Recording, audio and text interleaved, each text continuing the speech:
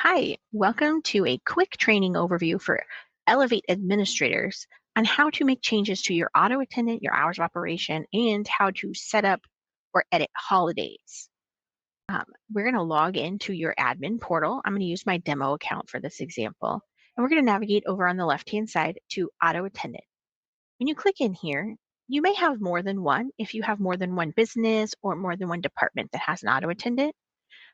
But whichever one you have, you may have to go in and edit both if you want to make changes. So I'm going to go into my test one here. This is the telephone number that's associated to that.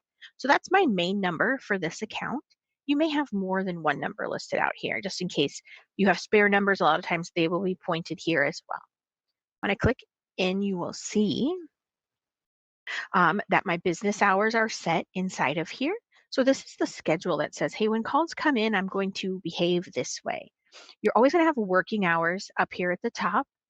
Um, and then you're always going to have your after hours. I also have a weather closed one. In this situation, if I have this, I can drag this to the top and it will play a separate greeting that says I'm closed because of inclement weather. So that's why it is down here below the green. But my green is set from 8 to 5. If I want to edit my hours, I can do that by clicking the dots here and going into edit. Here you can see my schedule is set from 8 to 5. If I need to edit that at any time, let's say I start closing early for summer hours, I can come in, click this little hot link, and I can edit my hours here. I can also do a custom menu, which would allow me if I have Saturday hours from 8 to noon, I can do that. These are all editable and you just hit save and those changes take place immediately. I can also, if I have my system set for 24/7, that just means that it's going to behave the same way all of the time, right? So I'm going to hit exit here and exit out of that. Down here, I have my menu options. So during the day, from 8 a.m. to 5 p.m., weekdays, Monday through Friday, I am going to behave this way. I can play this greeting. If you hit the play button right here, it will actually play and you will be able to listen to your greeting. If you have a new greeting that you need to upload, you can click the X here, clear it out, and then it will allow you to upload a new greeting. I'm going to hit the X here so you can see this. It makes you confirm, do you want to do this? Yes, I do. It will go ahead and save and blank it out, and then I will have an ability to click not set up and upload a new greeting. Okay, so I'm going to hit the X here. Down here are all of my dial options. You have to make sure that your greeting obviously says press 1 to leave a message, press 2 for the PHPD group, right? If I want to add any menu options, I can do that at any time. All the ones that say not set up are not set up. But let's say, for example, I need to update this group. I no longer have this group. I can actually hit X here. That will remove that programming and put it back to not set up. I can click not set up and then I can route the call anywhere I want. So let's say I want to actually have this during the day ring a user now instead of going to that group. We're going to send it to Bill. I hit save and you'll notice that that dial option changes. Okay, so you can edit these at any time. The settings are updated immediately. There is no save button on this screen. Some companies may even have an extra step here. So I always check here on the receptionist tab. During the day, your calls may route to a receptionist group instead of routing right to the business hours and playing the greeting. If you have a receptionist group here, you will see some information.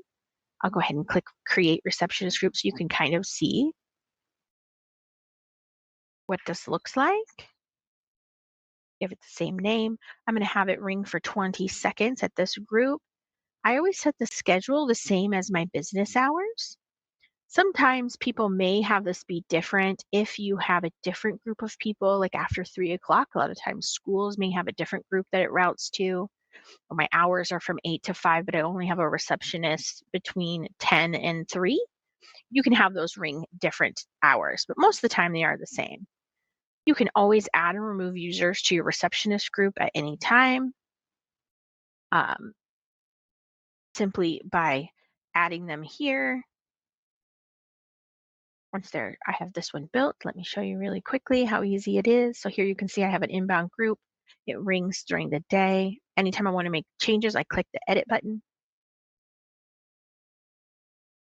Sometimes people want to come in and change the timeout. So maybe I want it to ring longer. I want to do 30 seconds. And then it times out to auto attendant, which is usually how that is built out. But if I wanted to remove a user, I can click the button and remove them, or I can click add users and add people at any time. Right? So you may or may not have a receptionist. Sometimes people have their lines ring in and are answered by the auto attendant greeting immediately. Sometimes it rings a group first. Hit save on my changes to the receptionist group. So always, when you get into your auto attendant, check and make sure. Do you have a receptionist group or not? So again, business hours, you can edit those at any time. Down here, your after hours greetings. There is a separate menu. I can click edit and edit that as well. So if you need to put a new option, you have that same ability that you have in the day for your after hours greeting. If you need to update your greeting, you can always do that here.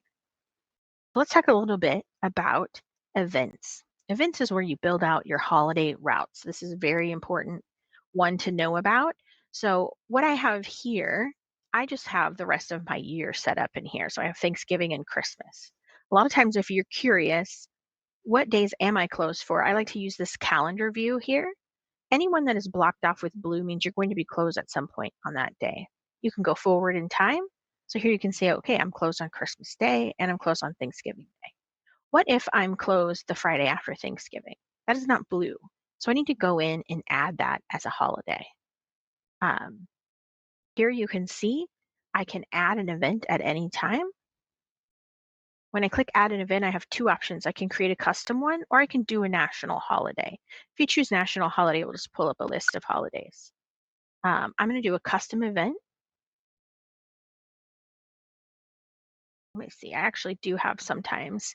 You can see here's your national holidays, just so you can see that list. But I'm going to create a custom event. We're going to name this the Friday after Thanksgiving. I'm going to click this not set up and I'm going to tell it when this event is. This is a one-time event, so it's just going to be for one day and it's going to be the Friday after Thanksgiving. You can make reoccurring events, so if you need to close the last Friday of every month, you can do that. This one is set for all day, which is what I wanted to do, and I'm going to hit Save Changes. So now you can see it says schedule all day, the 29th of November. Underneath routing options, it always starts with before receptionist group. This just means that because it's a holiday, I'm going to go ahead and do this routing before I ring the receptionist. If you have a receptionist group and for some reason you want to change that to be after the receptionist group, you can do that. Just keep in mind that your phones will be ringing potentially when there's nobody in the office to answer them. So I always keep mine at before receptionist group. Quite often, the default here, create a new menu, empty menu. If you leave it at this, it's going to create an empty menu with no greeting. So we kind of want to choose my holiday routing. If you have a holiday routing inside of here, you can choose that's a great one to use. It just plays a generic holiday greeting. You can also choose to create it based on an existing holiday if you have one in here. I'm going to choose holiday routing, or you have the ability to link to an existing menu. You could just do your after hours or just completely use your holiday routing. This will do the same greeting and same menu. So most of the time I'm going to choose link to an existing menu and I'm picking holiday routing. That is the easiest way to set up a holiday. Right? If you do a new menu, this is where some people get stuck is it builds a blank menu and you have to build out all of those options. So link to an existing menu is the best choice here. Click the next button.